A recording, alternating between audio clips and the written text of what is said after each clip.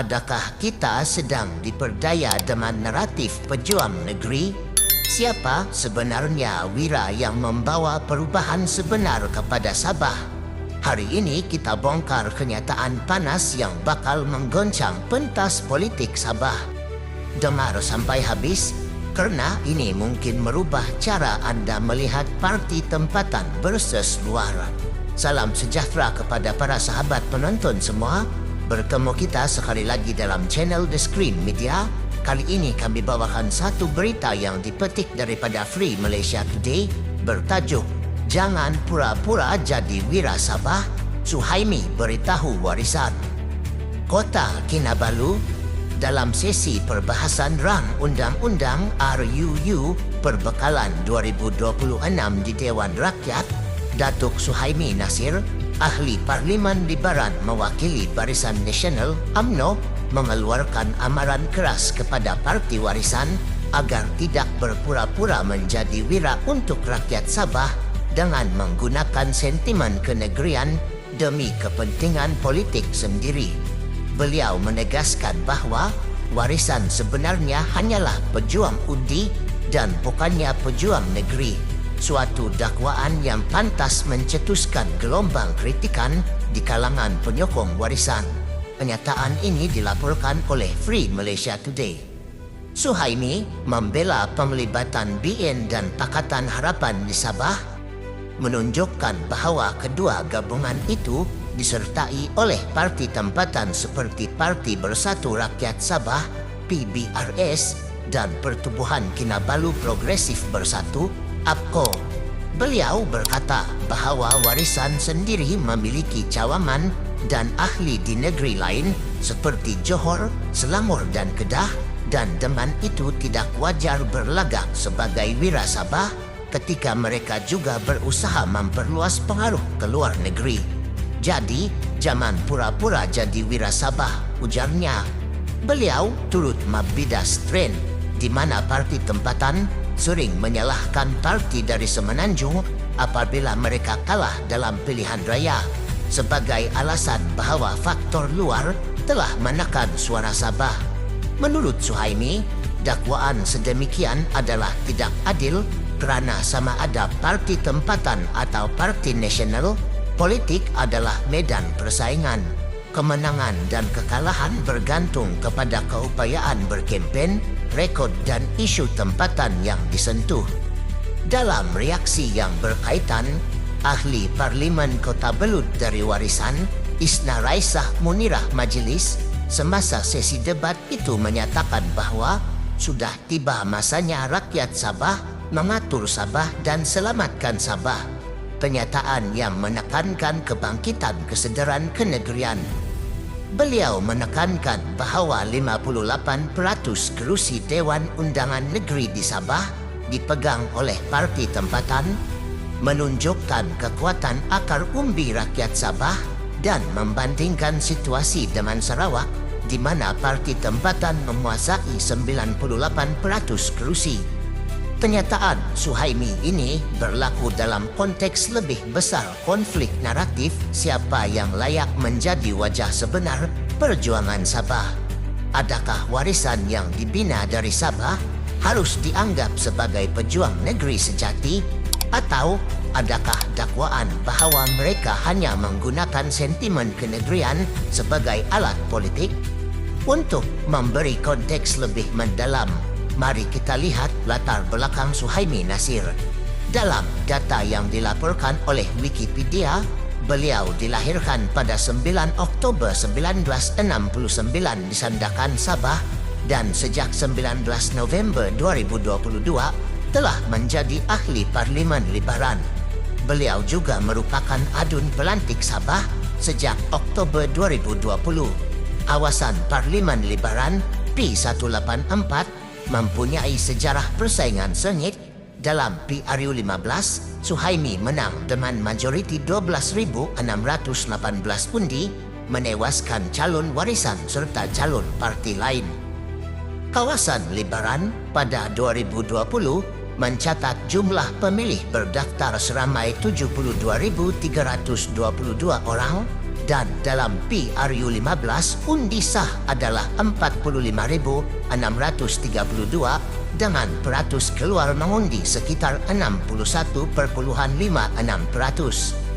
Dalam pertandingan 6 penjuru, calon warisan SH Pokrata memperoleh 9.185 undi, 20.63%, manakala calon PH dari APCO Peter Junior 19 memperoleh 10.351 undi bersamaan dengan 23.24%. Menelusuri sejarah politik di Sabah, perlu diingat bahawa warisan pada asalnya muncul sebagai parti negeri dan mempunyai pengaruh kuat di Sabah sejak penubuhannya. Parti Warisan yang diasaskan oleh Syafi'i Abdal pada 17 Oktober 2016 kini menjadi entiti politik yang mengajar peranan nasional bukan sekadar berfokus di Sabah. Walaupun begitu, pihak pembangkang dan pengkritik sering menuduh bahawa pengembangan warisan ke Semenanjung menunjukkan perubahan aspirasi mereka dari menjadi gerakan negeri ke entiti nasional. Satu perkembangan yang menurut sesetengah pihak menyukarkan dakwaan pejuang negeri eksklusif. Kritik Suhaimi bahawa warisan mempunyai cabang luar Sabah dan tidak seharusnya mendabik dada sebagai wira negeri mendapat sokongan dalam kalangan pihak yang selama ini skeptikal terhadap pendekatan politik identiti. Namun, sebagai respon, penyokong warisan pasti akan menegaskan bahawa perjuangan mereka di Sabah adalah tulen dan bahawa kepentingan Sabah mesti diutamakan, termasuk apabila terbuka kepada jaringan nasional bila perlu untuk memperjuangkan dana, perhatian dan sokongan di peringkat federal. Isna Raisah dalam ucapannya juga menyebut bahawa parti tempatan menguasai 58% kerusi DUN, satu angka yang sering diumumkan dalam retorik politik untuk menegaskan bahawa kapasiti pentadbiran Sabah dominan di tangan parti negeri sendiri. Sebagai perbandingan, di Sarawak dikatakan parti tempatan memegang 98% kerusi, menunjukkan model dominasi parti negeri yang lebih kukuh di situ. Namun, klaim tersebut perlu dikaji dengan hati-hati. Apakah 58% kerusi DUN benar-benar mencerminkan kekuatan parti tempatan atau hanya angka dipakai sebagai alat retorik? Apakah sebahagian kerusi itu milik warisan sendiri atau sekutu nasional yang mempunyai akar di Sabah? Pernyataan Suhaimi yang menuduh warisan sebagai pejuang undi bukan pejuang negeri mengundang pertanyaan mendalam. Apakah penglibatan nasional warisan melemahkan status sebagai entiti tempatan? Adakah parti yang ingin membela Sabah harus kekal semata-mata dalam kerangka negeri tanpa langkah nasional? Atau adakah hubungan antara kerajaan negeri, kerajaan pusat dan penyertaan nasional penting agar Sabah tidak terpinggir ketika berhadapan dengan projek pembangunan dan aliran bajet persekutuan? Sebagai tambahan fakta penting, motif politik kenegerian sering digunakan bukan sahaja di Sabah tetapi di banyak negeri di Malaysia sebagai strategi menarik sokongan pengundi. Sentimen anak negeri atau prihatin negeri sering diulang dalam ceramah dan media sosial. Dalam beberapa pilihan raya negeri di Sabah sebelum ini, isu hak negeri, tuntutan royalti minyak, pembangunan luar bandar dan sikap kerajaan pusat sering diguna sebagai senjata politik. Misalnya, dalam pilihan raya negeri Sabah tahun 2020, calon dan parti sering menyeru agar Sabah diberi hak autonomi lebih besar dan negeri tidak dijadikan ladang undi parti nasional. Dalam konteks itu, dakwaan Suhaimi bahawa warisan hanya bermain sentimen kenegerian boleh dianggap sebagai serpihan konflik lama antara pusat versus negeri, nasional versus identiti tempatan.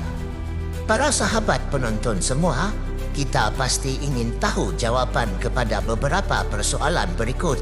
Adakah tuduhan Suhaimi berasas atau sekadar serangan politik jangka pendek?